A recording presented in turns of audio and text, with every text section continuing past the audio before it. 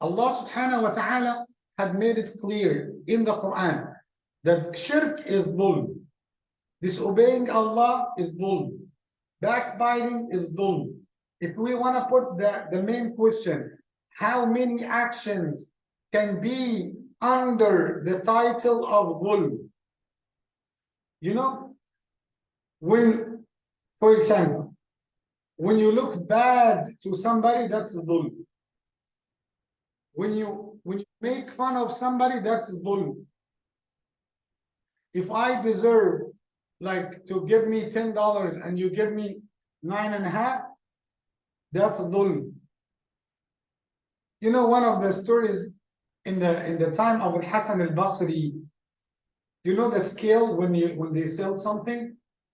So a person who used to sell flour, he used to remove the remaining flour from the previous, buyer to clean it before he puts to somebody else.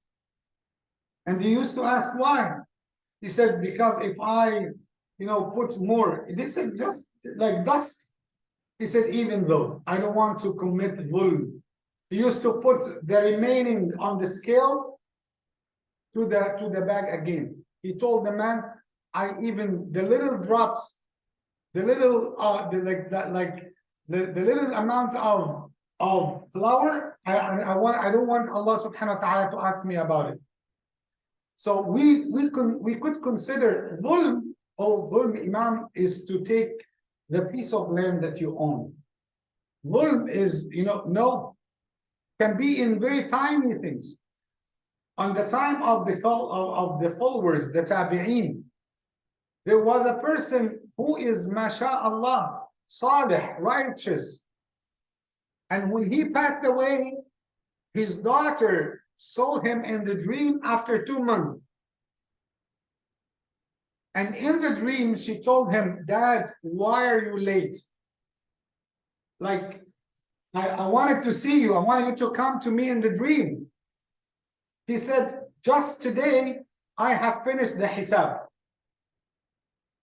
And she said, what was the problem?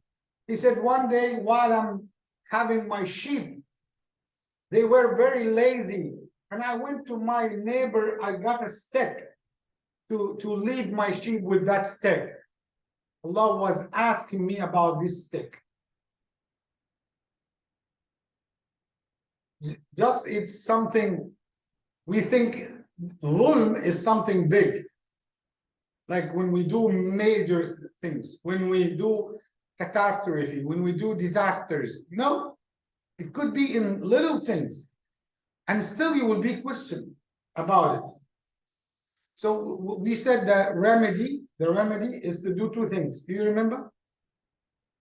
How to fix that dhulm? By having tawbah to Allah. And number 2,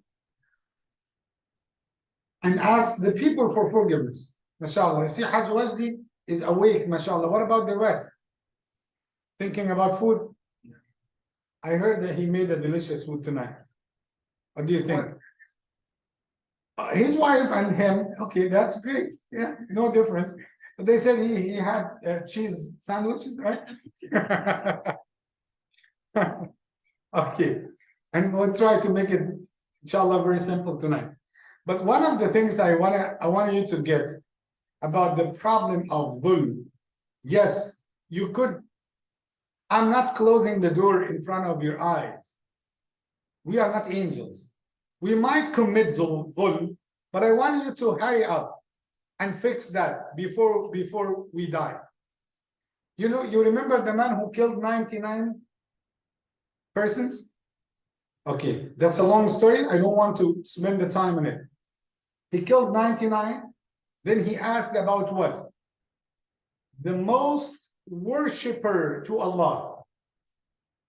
So what the worshipper told him, he said, 99, you killed 99? No way that Allah will forgive you. He got mad at him, he killed him. Okay?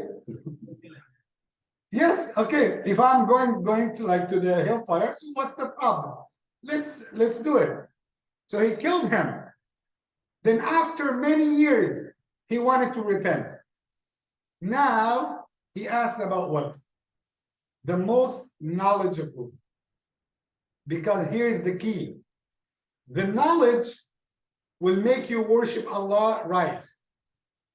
But the worshiper might worship Allah, yes, but without knowledge. Without having the correct way.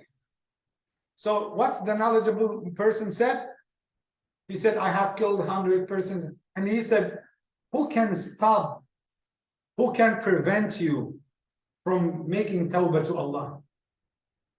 No one can be a barrier between you and Allah. In Islam, we do not have a mediator between us and Allah. Even, listen, if you went to the church, you might have a person, they call him a man who is religious, right? Religious man.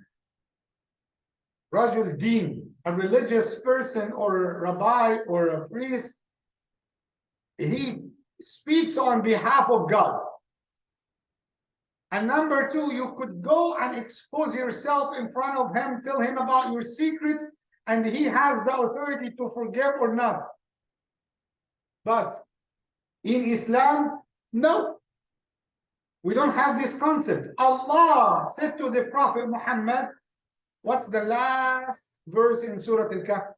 Oh Muhammad, say to them, قُلْ إِنَّمَا أَنَا بَشَرٌ مِثْلُكُمْ. Say, I am a human being like you. Just the only advantage that I got the revelation. That's it. That's it. You see, it's very simple. That's why in Islam, we have people of knowledge, scholars, imams, sheikhs, but they talk according to the book of Allah and the sunnah of Rasulullah sallallahu alayhi wa sallam. So the knowledgeable person said, nothing can prevent you from making tawbah to Allah, but here is my advice. What was the advice? You are living amongst very bad people. You are having a very bad company. Change that, move that, and move to another city. And the man repented to Allah. And then he started to take the action. And he decided to leave the city.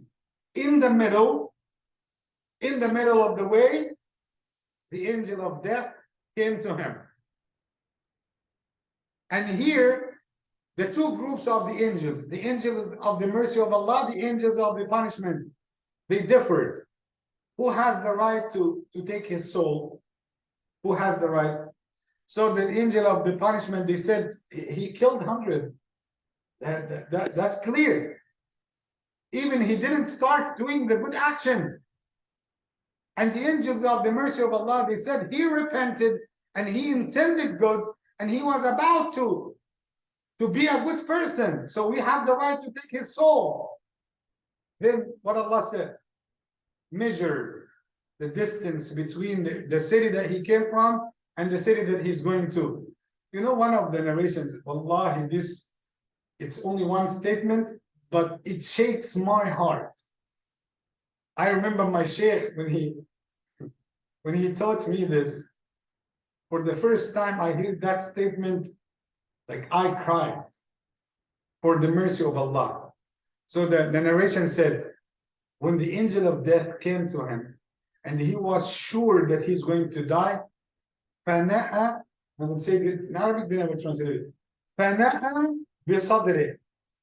He fell on earth, or on the ground, and then he dragged himself forward more with his chest. Now you picture this in your mind. And because just he moved forward with his chest, Allah forgive him. Allah forgive him. Just moving like a little bit with his chest to show Allah, I'm having the good intention, oh Allah. Even while I'm dying, I'm coming to you. Then Allah forgive him. So when we say repent to Allah, give these rights back, I'm not making it so dark. I'm telling you, nothing can prevent you from tawbah, even if you oppress people. I told again, and I remember a brother Ahsan, maybe he remembers this statement from me. One of the great things that you must know, what's the difference between you and the hypocrite? What's the difference between the believer and the hypocrite? We think that the hypocrites, that the believers are not sinning. Wrong. Even the believers are committing sins. So why, Imam, they called believers? The believers are committing sins.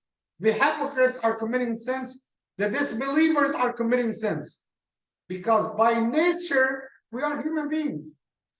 The only difference that the believers, once they commit the sin, they go back to Allah. They go back. That's the only thing. So get it in your mind.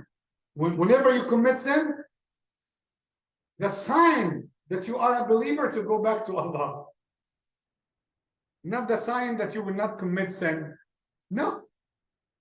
We understand, like you tell your son, no, do not make mistakes. Even Allah, who created you and your son, allowed you to make mistakes. If he did not make mistake, he's an angel. No, teach him that yes, there is a possibility that you will make mistakes. We are human beings. But teach him not to make mistakes. Do not teach him not to make mistakes.